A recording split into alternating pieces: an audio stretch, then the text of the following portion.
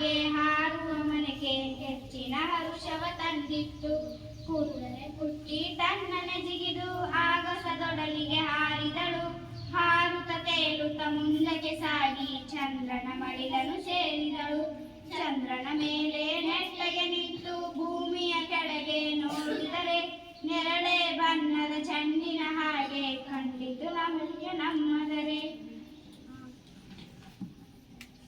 ಚಂದ್ರನ ಬಿಟ್ಟು ಮೇಲಕ್ಕೆ ಹಾರಿ ಸೇರಲು ನಂಗಳವ ಕೆಂಪಗೆ ಬನ ಹುಟ್ಟುತ್ತಲಿತ್ತು. ಕಾಣಲಿಲ್ಲ ಯಾವುದೇ ಜೀವ.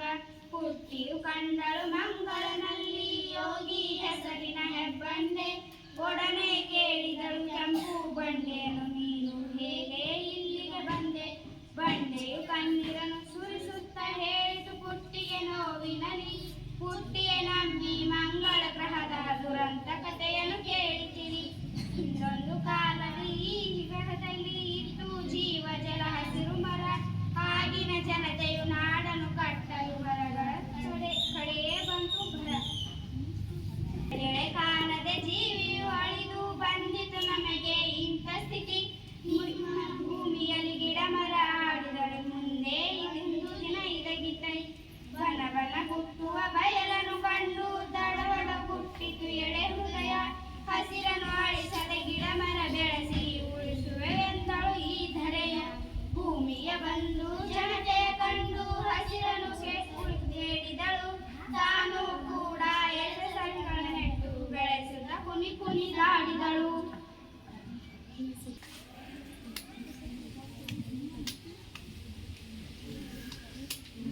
ಇವತ್ತಿನ ವಿಷಯ ಪರಿಸರದ ಗೀತೆ ಅಥವಾ ಪರಿಸರದ ಕವನ. ಇವತ್ತಿರೋದು 6ನೇ ತರಗತಿಯಲ್ಲಿರುವಂಥ ಒಂದು ಪರಿಸರಕ್ಕೆ ಸಂಬಂಧಪಟ್ಟಂತ ಕವನವನ್ನ ಪ್ರಸ್ತುತಪಡಿಸಿರುವಂಥ ವಿದ್ಯಾರ್ಥಿಗಳಿಗೆ ಹೃದಯದ ಧನ್ಯವಾದಗಳು.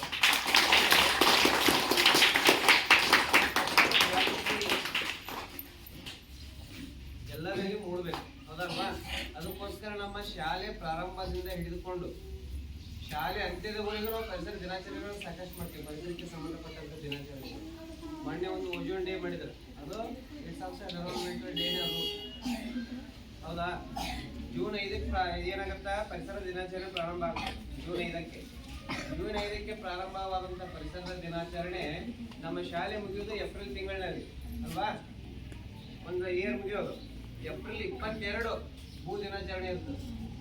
ಅದಕ್ಕಿಂತ ಮುಂಚೆ ಪ್ರತಿಯೊಂದು ತಿಂಗಳಲ್ಲಿ ಒಂದು ಏನಾದರೂ ವಿಶೇಷ ದಿನಾಚರಣೆ ಇದ್ದೇ ಇರ್ತಾವೆ. ಅದೇ ಮಾರ್ಚ್ನಲ್ಲಿ ಮತ್ತೆ ಅರಣ್ಯ ದಿನಾಚರಣೆ ಅಂತ ಬರ್ತದೆ, ವನ ಮಹೋತ್ಸವ ಕಾರ್ಯಕ್ರಮ ಅಂತ ಬರ್ತದೆ. ಇದೆಲ್ಲ ಮಾಡುವಂಥ ಪ್ರಮುಖವಾದಂಥ ಉದ್ದೇಶ ಏನಪ್ಪಾ ಅಂತಂದ್ರೆ ಪರಿಸರ ಉಳಿವು. ಈ ಪರಿಸರ ಉಳಿದರೆ ಮಾತ್ರ ನಮ್ಮ ಉಳಿವು, ಇಲ್ಲದಿದ್ದರೆ ನಮ್ಮ ಅಳಿವು. ಅದಕ್ಕೋಸ್ಕರ ನಾವು ಈ ಭೂಮಿ ಮೇಲೆ ಇರಬೇಕಾದ್ರೆ ನಾವು ಪರಿಸರವನ್ನ ಉಳಿಸ್ಬೇಕು. ಜೊತೆಗೆ ಪರಿಸರವನ್ನ ಉಳಿಸುವುದರ ಜೊತೆಗೆ ಮುಂದಿನ ಪೀಳಿಗೆಗೆ ಈ ಪರಿಸರವನ್ನ ಬಿಟ್ಟು ಹೋಗ್ಬೇಕು. ನಾವು ಮುಂದಿನ ಪೀಳಿಗೆ ನೋಡ್ಬೇಕಲ್ಲ ಪರಿಸರ, ಅದ ಈ ಪರಿಸರದಲ್ಲಿರುವಂತಹ ಜೀವ ವೈವಿಧ್ಯತೆಯನ್ನು ನೋಡ್ಬೇಕು. ಆದ್ರೆ ಇತ್ತೀಚಿನ ನಿರ್ಮಾಣಗಳಲ್ಲಿ ಜೀವ ವೈವಿಧ್ಯತೆ ಏನಾಗ್ತಾ ಇದೆ? ನಾಶವಾಗ್ತಾ ಇದೆ. ಎಷ್ಟೋ ಪ್ರಾಣಿಗಳು ಕಣ್ಮರೆಯಾಗಿದ್ದಾವೆ, ಎಷ್ಟೋ ಸಸ್ಯ ಸಂಕುಲವೇ ಸಹಿತ ಏನಪ್ಪಾ ಅಂದ್ರೆ ನಾಶ ಆಗಿ ಹೋಗ್ತಾ ಇದೆ, ಹೌದಾ? ಸೊ ಈ ಸಸ್ಯ ಸಂಕುಲವನ್ನ ಹಾಗೂ ಪ್ರಾಣಿ ಸಂಕುಲವನ್ನ ನಾವು ಉಳಿಸ್ಬೇಕಾತಂದ್ರೆ ನಾವು ಏನ್ ಮಾಡಬೇಕು? ಫಲವನ್ನ ಕೊಡ್ಬೇಕು, ಪರಿಸರವನ್ನ ಸಂರಕ್ಷಣೆ ಮಾಡ್ತೀವಿ ಅಂತ.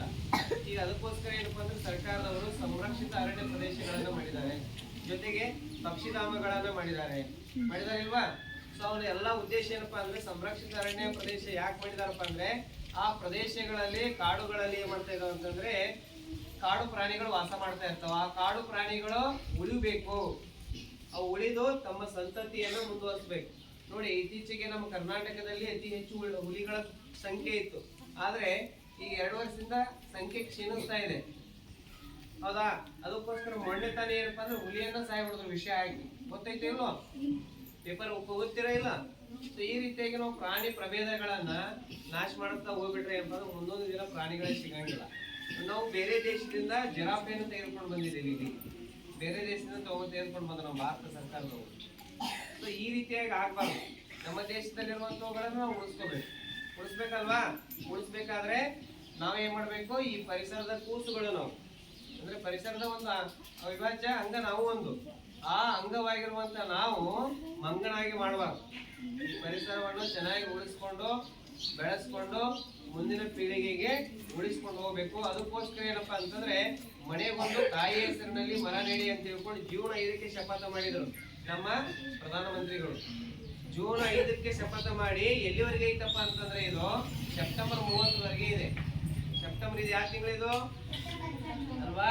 ಸೆಪ್ಟೆಂಬರ್ 30ವರೆಗೆ ಏನಪ್ಪಾ ಅಂತಂದ್ರೆ ನಮಗೆ ಟಾರ್ಗೆಟ್ ಕೊಟ್ಟಿದ್ದಾರೆ. ಎಲ್ಲ ವಿದ್ಯಾರ್ಥಿಗಳ ಮನೆಯ ಮುಂದೆ ತಮ್ಮ ತಾಯಿ ಹೆಸರಿನಲ್ಲಿ ಮರಗಳನ್ನ ನೆಡಬೇಕು. ನೆಟ್ಟು ಬಿಡುವುದಲ್ಲ, ಅವುಗಳನ್ನ ಏನ್ ಮಾಡ್ಬೇಕು? ಬೆಳೆಸ್ಬೇಕು, ಪೋಷಿಸ್ಬೇಕು.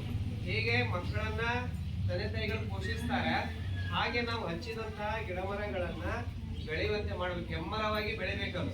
ಬೆಳೆದಾಗ ಏನ್ ಮಾಡ್ತದಪ್ಪ ಅಂದ್ರೆ ಮುಂದೊಂದು ದಿನ ಫಲ ಕೊಟ್ಟೆ ಕೊಡ್ತದ, ಹೌದಾ? ಯಾಕಂದ್ರೆ ಒಂದು ಮರ ನಾವ್ ಇವತ್ತ ನಮ್ಮ ಉಸಿರು ಎದರಿಂದ ಬರ್ತದಪ್ಪ ಅಂದ್ರೆ ಆ ಮರದಿಂದ ಬರ್ತದೆ. ನಮ್ಮ ಉಸಿರು ಎದರಿಂದ ಬರುತ್ತೆ? ಮರದಿಂದ. ಯಾಕಂದ್ರೆ ಅದು ಮರ ಆಹಾರವನ್ನ ತಯಾರು ಮಾಡ್ತದೆ. ಸಸ್ಯಗಳು ಆಹಾರ ತಯಾರು ಮಾಡಿದಾಗ ಆಮ್ಲಜನಕವನ್ನ ಹೊರಗೆ ಹಾಕ್ತದ, ಬಿಡುಗಡೆ ಮಾಡ್ತದೆ.